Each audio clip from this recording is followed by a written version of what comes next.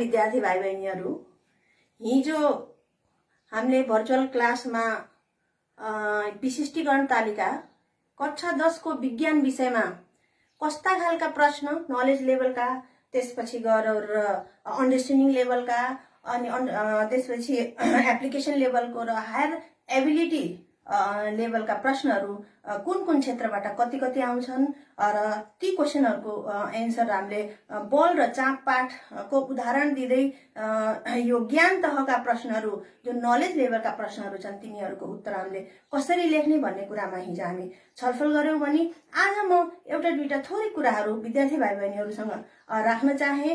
हाम्रो प्रश्न पत्र त 75 मार्क्सको आउँछ जुन हामीले हिजो त्यो विषयमा छलफल गरिसकेका छौं र हाम्रो टोटल मार्क्स भनेको 100 मार्क्सको हुन्छ विज्ञान विषय। यसमा चाहिँ 25 मार्क्स भनेको हाम्रो विद्यालयमा केही प्रोजेक्ट वर्क र विज्ञान प्रयोगशालामा गरेका प्रयोगहरूको आधारमा 25 मार्क्स हामीले विद्यालयबाट दिने व्यवस्था गरेको छ पाठ्यक्रम विकास केन्द्रले।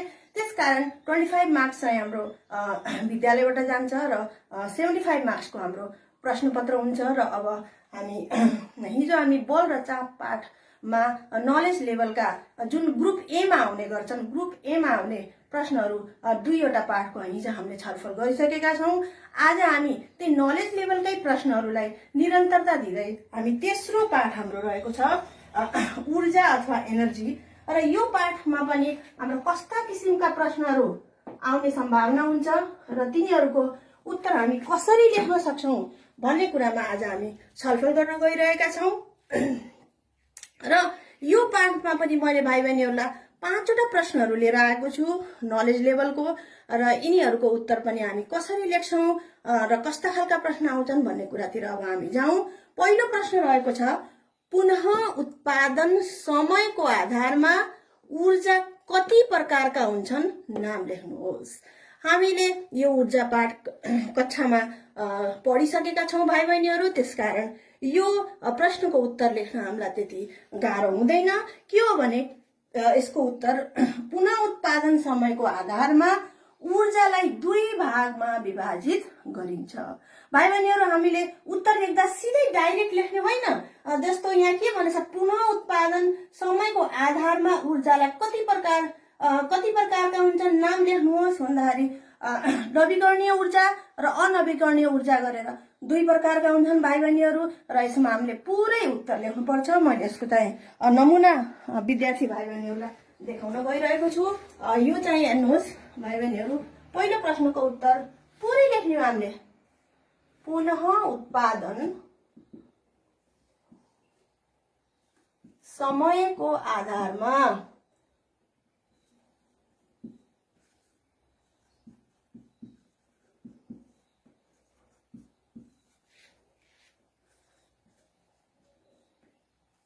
ऊर्जालाई दुई भागमा विभाजित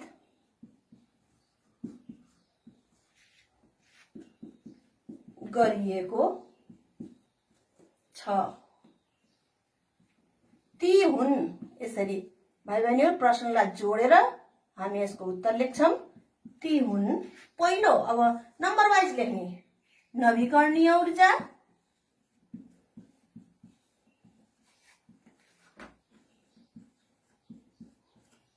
अनि दोस्रो अनवीकरणीय ऊर्जा।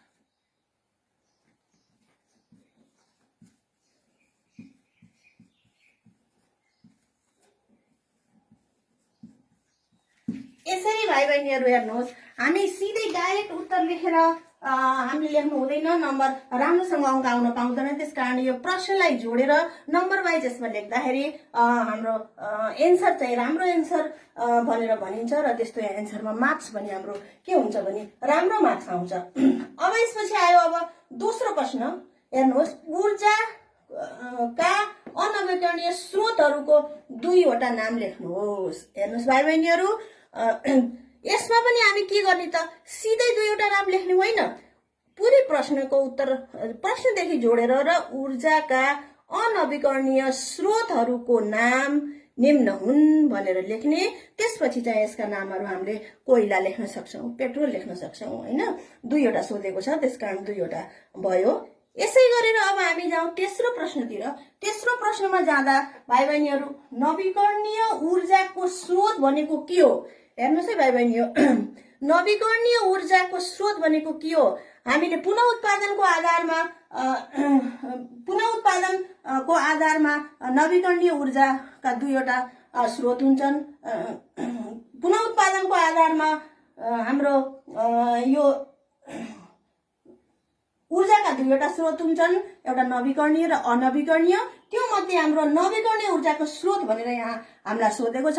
यो भनेको के हो भने प्रकृतिमा निरन्तर बनिरहने ऊर्जाको स्रोतलाई, प्रकृतिमा निरन्तर बनिरहने ऊर्जाको स्रोतलाई नवीकरणीय ऊर्जाको स्रोत भनिन्छ।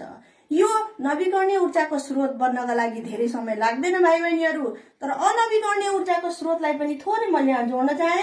अनवीकरणीय ऊर्जाको स्रोत बन्नका लागि करोडौं अरबौं वर्ष लाग्न सक्छ, तर नवीकरणीय ऊर्जाको स्रोत बन्न हामीलाई थोरै समयमा यो चाहिँ पुनः उत्पादन हुन्छ। अब अर्को आयो चौथो प्रश्न, ऊर्जा संकट भनेको के हो? यो चौथो प्रश्न हो, ऊर्जा संकट। यो अहिलेको जल्दो बल्दो विषय हो भाइ बहिनीहरू। ऊर्जा संकट भनेको के हो त? ऊर्जा संकट भनेको भन्दा निकट भविष्यमा हुन सक्ने ऊर्जाको अभावलाई ऊर्जा संकट भनिन्छ। निकट भविष्यमा हुन सक्ने ऊर्जाको अभावलाई ऊर्जा संकट भनेर भनिन्छ। यति लेखेपछि हाम्रो उत्तर पूरा हुन्छ। यसमा पनि धेरै केही लेख्नु पर्दैन।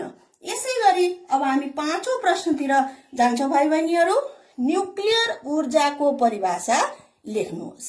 न्युक्लियर ऊर्जाको परिभाषा, न्युक्लियर ऊर्जा भनेको वास्तवमा भाइ बहिनीहरू यो हाम्रो शब्दसँग दुईवटा कुराहरू जोडिएको छ। न्युक्लियर फिसन र न्युक्लियर फ्युजन भन्ने कुरा जोडिएको छ। यसलाई हामीले कसरी लेख्न सक्छौं त? यसको उत्तर भन्दा दुई वा दुई भन्दा बढी न्युक्लियसहरू, दुई वा दुई भन्दा बढी साना न्युक्लियसहरू मिलेर ठूलो न्युक्लियस बन्नु, अथवा एउटा ठूलो न्युक्लियस टुक्रेर थुप्रै धेरै साना न्युक्लियस बन्ने प्रक्रियाबाट हाम्रो न्युक्लियर बन्ने ऊर्जालाई हाम्रो के भनिन्छ त? न्युक्लियर ऊर्जा भनेर भनिन्छ। एकपटक अझै भनिदिन्छु भाइ बहिनीहरू, दुई वा दुई भन्दा बढी साना न्युक्लियसहरू जोडिएर ठूलो न्युक्लियस बन्नु, वा एउटा ठूलो न्युक्लियस टुक्रेर दुई वा दुई भन्दा बढी साना न्युक्लियसहरू बन्ने प्रक्रियाबाट बनेको ऊर्जालाई के भनिन्छ त? न्युक्लियर ऊर्जा भनेर भनिन्छ। अब यसरी भाइ बहिनीहरू हेर्नुहोस्, यो ज्ञान तहको प्रश्नहरू पाँचवटा प्रश्नहरू भयो र यो पाँचवटा प्रश्नहरू भाइ बहिनीहरू हाम्रो यति मात्र होइन, यो पाठबाट थुप्रै यस्तै खालका प्रश्नहरू आउन सक्छन्। यो त मात्र उदाहरण मात्रै हो। अब हामी अर्को चौथो पाठतिर जाउँ भाइ बहिनी हो। त्यो पनि हाम्रो नलेज लेभलको प्रश्नहरू। ताप पाठ, चौथो पाठ हाम्रो रहेको छ ताप पाठ। यसमा चाहिँ नलेज लेभलका पाँचवटा प्रश्नहरू मैले लिएर आएको छु। यी प्रश्नहरूमा पहिलो प्रश्न के छ भन्दाखेरि काइनेटिक सिद्धान्तको आधारमा तापको परिभाषा लेख्नुहोस्। अब हेर्नुहोस् भाइ बहिनीहरू, काइनेटिक सिद्धान्तको आधारमा नभनेर हामीलाई तापको परिभाषा लेख्नुहोस् भनेर भनेको भए के मात्र लेख्न हुन्थ्यो त? हामीले भने ताप एक प्रकारको शक्ति हो, यसले कुनै पनि वस्तुलाई तातो बनाउँछ भनेर लेख्न हुन्थ्यो, तर त्यति मात्र लेखेर यहाँ पुगेन। हामीलाई के सोध्यो त भन्दा काइनेटिक सिद्धान्तको आधारमा तापको परिभाषा लेख्नुहोस्। त्यसकारण अब हामीले काइनेटिक सिद्धान्तको आधारमा लेख्नुपर्छ कुनै पनि पदार्थमा रहेको अणुहरूको गति शक्तिको योगलाई, कुनै पनि पदार्थमा रहेको अणुहरूको गति शक्तिको योगलाई के भनिन्छ त? हाम्रो तापको परिभाषा यसरी चाहिँ लेखिन्छ। अब आयो दोस्रो प्रश्न। दोस्रो प्रश्नमा वस्तुमा तापको परिमाण कुन कुन तत्त्वमा भर पर्छ? दुईवटा तत्त्वहरूको नाम लेख्नुहोस्। हेर्नुहोस् भाइ बहिनीहरू, यसको उत्तर हामीले पहिलो प्रश्नमा खोज्यौं भने पनि त्यसैभित्र हामीले यसको उत्तर पाउँछौं। यसमा दुईवटा कुराहरू आएको छ। हेर्नुहोस् भाइ बहिनीहरू, एउटा अणुको कुरा आएको छ, अर्को के आएको छ त? गति शक्तिको कुरा आएको छ पहिलो प्रश्नमा। त्यसकारण यो हाम्रो वस्तुमा तापको परिमाण कुन कुन तत्त्वमा भर पर्छ भन्दा हामी प्रश्नलाई जोडेर उत्तर लेख्ने हो। यसमा पनि वस्तुमा तापको परिमाण निम्न दुई कुरामा भर पर्छ र ती कुराहरू के हुन् त भन्दा वस्तुमा रहेको अणुहरूको संख्या, वस्तुमा रहेको अणुहरूको संख्या र दोस्रो गति शक्तिको योग। यसरी हाम्रो दोस्रो प्रश्नको उत्तर पनि हामीले यसरी लेख्न सक्छौं भने यहाँ आयो अब तेस्रो प्रश्न। तेस्रो प्रश्न छ, थर्मामिटर कुन सिद्धान्तमा आधारित रहेको हुन्छ? थर्मामिटर कुन सिद्धान्तमा आधारित रहेर बनेको हुन्छ? यो पनि भाइ बहिनीहरू अति सजिलो छ। यसमा पनि हामीले धेरै केही लेख्नु पर्दैन। हामीलाई थाहा छ थर्मामिटर भित्र दुई प्रकारको भन्नाले एउटा थर्मामिटरमा एक प्रकारको दुई किसिमका तरल पदार्थहरू भरिएका हुन्छन्। कुनैमा पारो भरिएको हुन्छ, कुनैमा अल्कोहल। र त्यही पारो र अल्कोहल ताप बढ्दाखेरि बढ्ने र ताप घट्दा घट्ने गर्छ। त्यसकारण अब हाम्रो के सिद्धान्तमा बनेको हुन्छ भन्दा हामीले यसको उत्तर कसरी लेख्ने त भन्दा तापले वस्तुलाई प्रसार गर्छ भन्ने सिद्धान्तको आधारमा थर्मामिटर बनेको हुन्छ। तापले वस्तुमा को प्रसार गर्छ भन्ने आधारमा थर्मामिटर बनेको हुन्छ। त्यसै गरेर भाइ बहिनीहरू हाम्रो चौथो प्रश्नतिर जाउँ। विशिष्ट ताप धारण क्षमता भनेको के हो? विशिष्ट ताप धारण क्षमता भनेको के हो भन्ने कुरामा यसमा पनि यो पनि अति सजिलो उत्तर छ यसको। यसमा पनि हामीले के लेख्न सक्छौं त? यसको उत्तर कसरी लेख्दा ठिक उत्तर हुन्छ र त्यसमा राम्रो अंक आउन सक्छ भन्दा 1 किलोग्राम पिण्ड भएको वस्तुलाई 1 किलोग्राम पिण्ड भएको वस्तुलाई 1 डिग्री सेल्सियस तापक्रम बढाउन अथवा 1 डिग्री सेल्सियस तापक्रम घटाउनका लागि चाहिने ताप शक्तिको मात्रालाई हाम्रो के भन्ने गरिन्छ त? यो विशिष्ट ताप धारण क्षमता भनिन्छ। यसरी भाइ बहिनीहरू अब अन्तिम प्रश्न यो पाठको पाँचौं प्रश्नतिर जाउँ हामी। तापको समीकरण लेख्नुहोस् हो।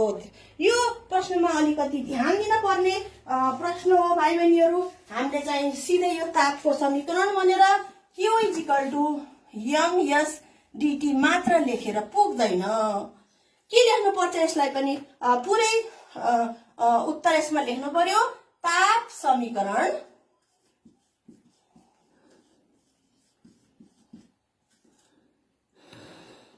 निम्न प्रकार छ। यसरी लेखेर मात्र पनि पुग्दैन भाइ बहिनीहरू। हेर्नुहोस् यहाँ हाम्रो सिम्बल दिएको छ। यो सिम्बलहरूको अर्थ के त भनेर पनि हामीले यो प्रश्नमा बुझाउनु पर्छ।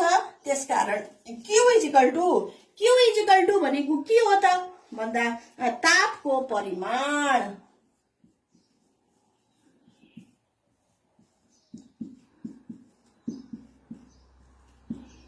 अर्को m के हो भन्दा पिण्ड। S के हो भन्दा विशिष्ट ताप धारण क्षमता।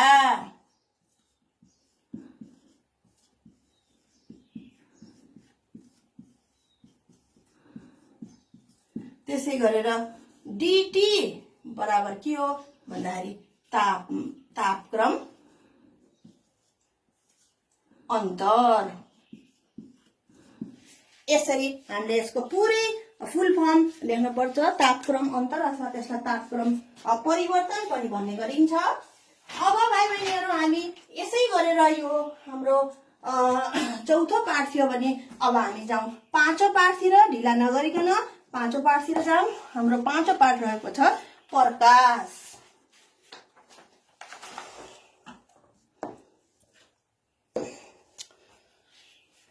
प्रकाश पाठ रहेको छ। यसमा पहिलो प्रश्न भाइ बहिनीहरूले देख्न सक्नुहुन्छ, अदूर दृष्टि भनेको के हो? भाइ बहिनीहरू अति सजिलो, यसको प्रश्नमै उत्तर लुकेको छ।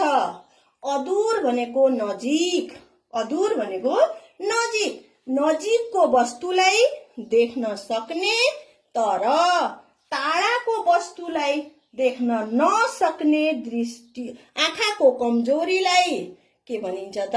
हाम्रो अदूर दृष्टि भनेर भनिन्छ। एकपटक फेरि भनिदिन्छु भाइ बहिनीहरू, नजिकको वस्तु देख्न सकिने र टाढाको वस्तु देख्न नसकिने आँखाको कमजोरीलाई अदूर दृष्टि भनेर भनिन्छ। ल भाइ बहिनीहरू यति लेखे पुग्छ यसको उत्तर। अब यसै गरी हामी जाउँ दोस्रो प्रश्नतिर। दोस्रो प्रश्न हाम्रो रहेको छ, लेन्स भनेको के हो? यो पाठमा लेन्स हामीले सबैभन्दा सुरुमा पढ्नुपर्छ भाइ बहिनीहरू। ल हेर्नुहोस् यसको उत्तर कसरी लेख्ने त भन्दा, प्रकाशका किरणहरूलाई आवर्तित गरेर वस्तुलाई सानो अथवा ठूलो बनाउन सक्ने काँचबाट बनेको पारदर्शक उपकरणलाई लेन्स भनेर भनिन्छ। भाइ बहिनीहरू यसको उत्तर यति मात्र लेखे पुग्छ। अब गएर आयो अर्को, लेन्सको सामर्थ्य। लेन्सको सामर्थ्य निकाल्ने सूत्र लेख्नुहोस् भने यसमा पनि भाइ बहिनीहरू हामी कसरी लेख्ने हो भन्दा, लेन्सको सामर्थ्य निकाल्ने सूत्र बराबर लेख्ने, अनि त्यसपछि बल्ल के गर्ने त? P = 1/f। यति मात्र लेखेर पुगेन, यसको पनि हामी के गर्ने हो त? यसको पनि फुल फर्म P भनेको के हो र F भनेको के हो? P भनेको के होला भाइ बहिनीहरू भन्दा, लेन्सको सामर्थ्य।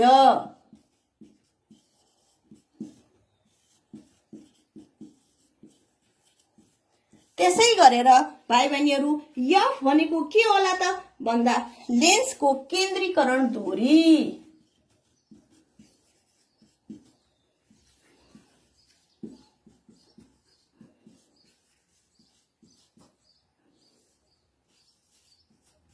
यसरी भाइ बहिनीहरू पुरै उत्तर लेख्नुपर्छ। पुरै उत्तर यसरी हामी लेख्यौं भने हाम्रो राम्रो मार्क्स आउनबाट कसैले पनि रोक्न सक्दैन। अब गएर हामी अर्को प्रश्नतिर जाउँ। दूरदृष्टि भएको आँखालाई कुन प्रकारको लेन्स चाहिन्छ? हेर्नुस् भाइ बहिनीहरू, यसमा पनि थोरै प्रश्नभित्रै उत्तर लुकेको छ। दूरदृष्टि भनेपछि त टाढाको देख्न सक्ने, टाढाको देख्न सक्ने भएपछि कहाँको देख्न नसक्ने भयो त? नजिकको देख्न नसक्नेलाई दूरदृष्टि भनिन्छ। र दूरदृष्टि भएको आँखालाई कस्तो खालको लेन्स चाहियो त भन्दाखेरि, कन्भेक्स लेन्स। कन्भेक्स लेन्सले दूरदृष्टि भएको आँखालाई यो लेन्सले, कन्भेक्स लेन्सले हाम्रो उपचार गर्ने गरिन्छ। यसै गरेर अब आयो अर्को, स्वस्थ आँखा। स्वस्थ आँखाको नजिक दृष्टिबिन्दु र टाढा दृष्टिबिन्दु कति कति हुन्छ? हेर्नुस् भाइ बहिनीहरू, स्वस्थ आँखाको नजिकको दृष्टिबिन्दु भनेको 25 सेन्टिमिटर। 25 सेन्टिमिटरसम्म स्पष्ट रूपमा देख्न सकियो भने त्यो आँखा स्वस्थ हो। र टाढाको दृष्टिबिन्दु भनेको हाम्रो अनन्तसम्म पनि हामी टाढा देख्न सक्यौं भने हाम्रो आँखा स्वस्थ हो, होइन भने हाम्रो आँखामा कुनै प्रकारको कमजोरी छ। यसरी भाइ बहिनीहरू हामी यो प्रकाश पाठबाट 5वटा प्रश्न लिएर म आएको थिएँ र यो 5वटा प्रश्न एउटा नमुना मात्रै हो भाइ बहिनीहरूका लागि। यसै गरेर हामी पाठबाट अरू प्रश्नहरू पनि हामी निकाल्दै जाने र त्यसका उत्तरहरू हामी के गर्दै जाने हो त? सल्भ गर्दै जाने हो। अब यसै गरी अब यो 5औं पाठपछि हामी यो भौतिक विज्ञानको अथवा फिजिक्सको अन्तिम पाठ धारा विद्युत, यसबाट पनि मैले 5वटा प्रश्नहरू लिएर आएको छु भाइ बहिनीहरू नमुनाको रूपमा, र यसमा पनि हामी डिस्कस गरौँ। यो 1 युनिट विद्युतको परिभाषा लेख्नुहोस् भने, अब 1 युनिट विद्युतको परिभाषा 1 किलो, यसको परिभाषा कस्तो हुन्छ त भन्दा 1 किलोवाट सामर्थ्य भएको विद्युत उपकरणलाई 1 घण्टा चलाउँदा खपत हुने विद्युत युनिटलाई 1 युनिट भनिन्छ। के त 1 किलोवाट सामर्थ्य भएको विद्युत उपकरणलाई 1 घण्टा चलाउँदा खपत हुने विद्युतको मात्रालाई के भनिन्छ त 1 युनिट विद्युत भनेर भनिन्छ। यसरी यो पहिलो प्रश्न भयो। अब दोस्रो प्रश्न छ भाइ बहिनीहरू, हिटिङ इलिमेन्ट भनेको के हो? यहाँ हेर्नुस्, हिटिङ भनेपछि तापसँग हाम्रो सम्बन्धित भयो, त्यसकारण त्यसैबाट हामी उत्तर निकाल्न सक्छौं। विद्युत शक्ति ताप शक्तिमा परिणत गर्न सक्ने एक विशेष किसिमको तारलाई के भनिन्छ? हिटिङ एलिमेन्ट भनिन्छ। विद्युत शक्तिलाई के भन्छ? ताप शक्तिमा परिणत गर्न सक्ने एक विशेष किसिमको तारलाई हिटिङ एलिमेन्ट भनेर भनिन्छ। र यसमा दुईवटा कुराहरू हुन्छन् भाइ बहिनीहरू, त्यो पनि म यो भनिदिन्छु। किन यसलाई हिटिङ एलिमेन्ट भनिएको, किन यसलाई प्रयोग गरिएको भन्दा यसमा एउटा अवरोध, उच्च अवरोध हुन्छ भने अर्को यसको पग्लने तापक्रम पनि उच्च हुने गर्छ। ल भाइ बहिनीहरू, अब यसपछि आयो अर्को प्रश्न, जेनेरेटर र डाइनामो कुन सिद्धान्तमा आधारित छ? यो त अति नै सजिलो, देख्दाखेरि साह्रै अप्ठ्यारो होला जस्तो लाग्छ प्रश्न, तर यो चाहिँ साह्रै सजिलो छ। जेनेरेटर र डाइनामो हाम्रो विद्युत चुम्बकीय उपपादन सिद्धान्तमा आधारित छन् यी दुईवटा हाम्रो उपकरणहरू। त्यसपछि भाइ बहिनीहरू अर्को आयो CFL। CFL को विस्तारित रूप के हो? CFL को विस्तारित रूप निम्न प्रकार छ भनेर पहिला हामीले लेखेर त्यसपछि त्यसको उत्तर लेख्नु पर्छ। यहाँ हेर्नुहोस् भाइ बहिनीहरू, CFL को विस्तारित रूप निम्न प्रकार छ। कॉम्पैक्ट